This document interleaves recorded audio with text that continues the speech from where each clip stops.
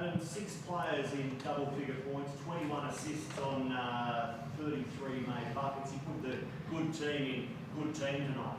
Yeah, I feel like most of those points and assists probably came in that run in the second, and then it dried up a little bit after that. But that's the thing, right? We've got to do things by collective, and guys will find their moment. I thought Duke had a great night tonight, and I know I've been quite restrictive with some of his minutes previously, so we went with his momentum, and that's just 3 quarters. Is there a full quarter? No stat sheet. That's right. Oh, beautiful. Thank you. Appreciate it. But yeah, no, it was. It's always good when you do it by committee, and then like usual, we had DJ sort of close it out with some big plays at the end. When you went on that 22-point run to lead by 18, are you disappointed that the opposition gets back in front like they did in that fourth term? Yes and no. If anything, it sort of just exposes the void again that we're trying to still fill with Keanu, and that's not going to be an overnight solution.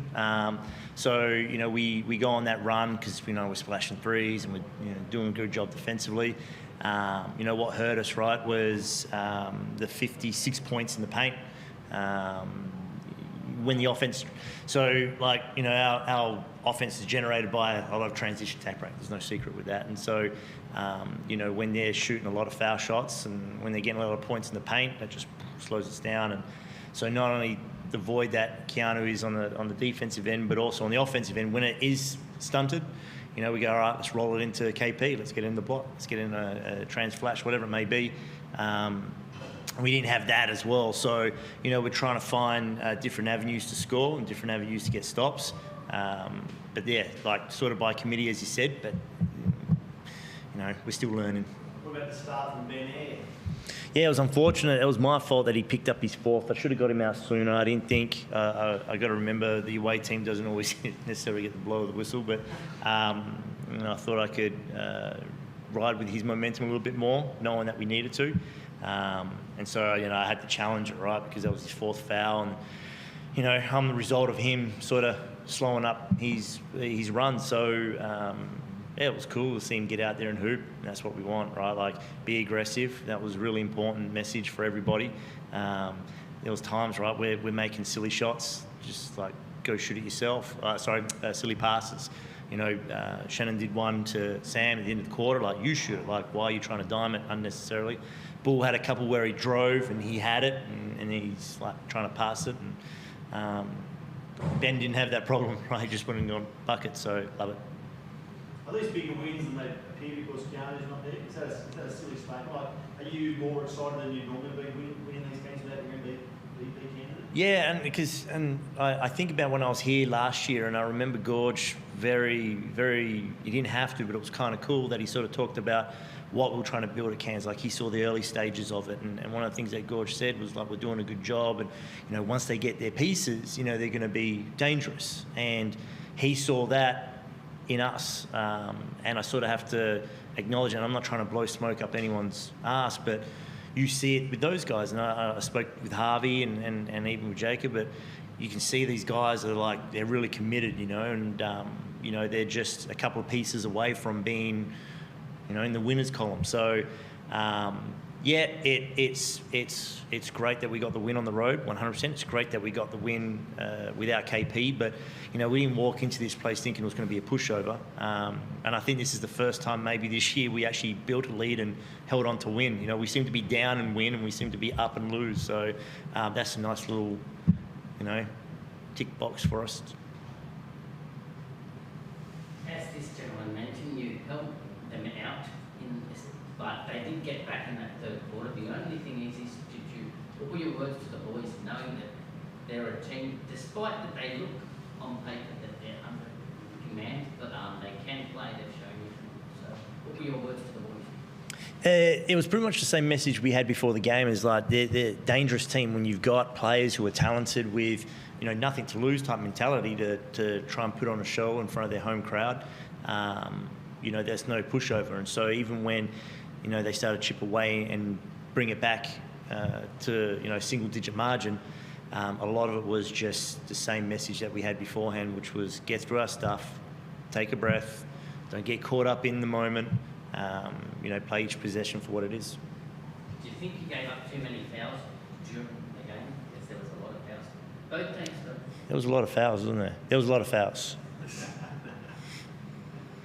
No, just a quick one for me. Sam Farrelly, he finished with 25 and 13 rebounds. Did you guys find it hard to contain? Did you have a certain plan for him tonight? Or anything like that? I mean, he's a good player, right? And that was the thing. Like, Froling is a good player, and we knew that, you know, they were going to run the offense a lot through him and Harvey. And I feel like we're stitching you up by, you know, it wasn't just them, but yeah, like, you know, that was their directive, right? And like, we're limited. You know, we're rotating. Davey had a great, you know, first half, but you know, he's a 6'5" rebounding machine, and he's still a tough cover for Froling. So, yeah, man, he's tough. Like, he's a good player. He's a great human being, and awesome future in front of him. And we're proud of the way the boys rallied late. Like, this place can get really pumping there with the home teams going, rolling at the end. Were you happy with the way the boys showed resilience and got the win? Yeah, I mean, it was a great atmosphere out there. You know, I know there's been a lot of like talk about the numbers of the crowds and so forth, but man, they're lively. They make up for whatever they feel like people on the outside are missing, that they think they don't have, because I hear it, you know, and you know, it's a bit of fun banter. It's a good little bit of back and forth, and but for us, right, it's about finding ways to win. And this is, you know, it was a different way to find a way to win in Adelaide, and today on the road was a different way to find it. You know, I'd like to sit back and maybe just enjoy a 20-point margin and not have to stress out. But, you know, that's the cool thing about this group, right, is, you know, we just find ways to sort of just nut it out. I don't think that's the right word. Sam, 11 and 9, will stats review give you double-double? An extra board in there somewhere? Oh, we'll chase it down. I'm not sure. I don't even chase know it what down. I had. Yeah, I wasn't 11 really worried about like how many rebounds I got or anything. I just wanted to go get them, try help the team out in that category. And I've been kind of lacking in rebounding count past few games. So, you know, that was on my mind going in. But yeah, I didn't know what I had. But yeah. From a player's perspective, how are the Taipans travelling at the moment, in your opinion, especially without KP? Yeah, obviously, you know, losing KP, that's tough.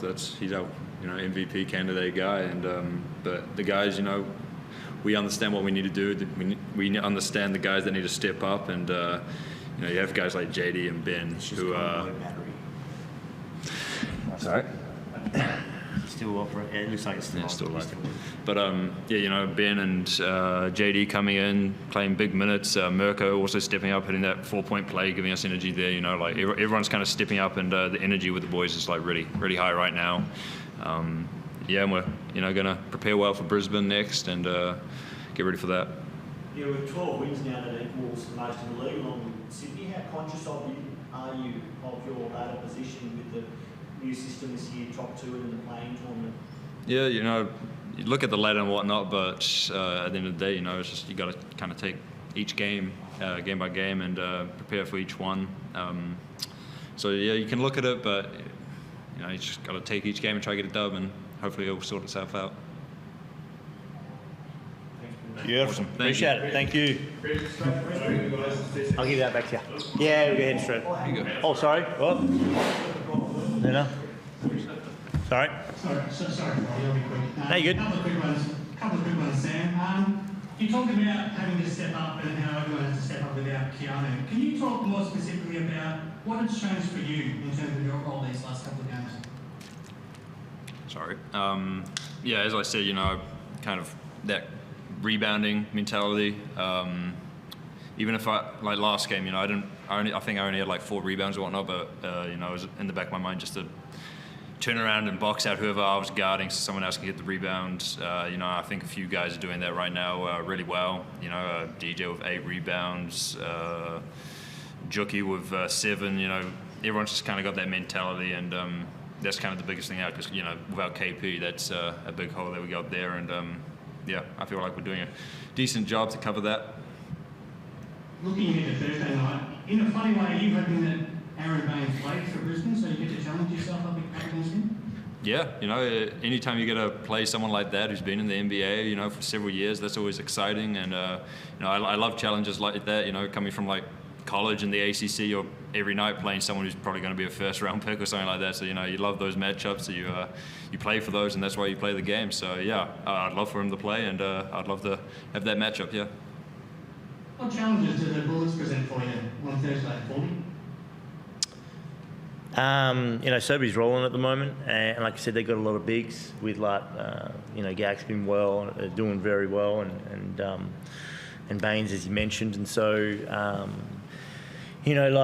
again, another team, right? That's doing pretty well because they're going with that mindset of nothing to lose, and Vandy's doing a good job of rallying the boys with the expectation of there's no matter what you do, go out there and play with pride. And we're on a road trip, so you factor in, we're sleeping in a hotel, and we're 3 games in 7 days, and all the other stuff, right, that comes with it. But you just got to approach it for the team that they are, and they're a good basketball team. Again, you got a lot of clowns that will say what they want to say on the outside, but the people looking in, knowing that the type of talent that they have, you don't underestimate anybody.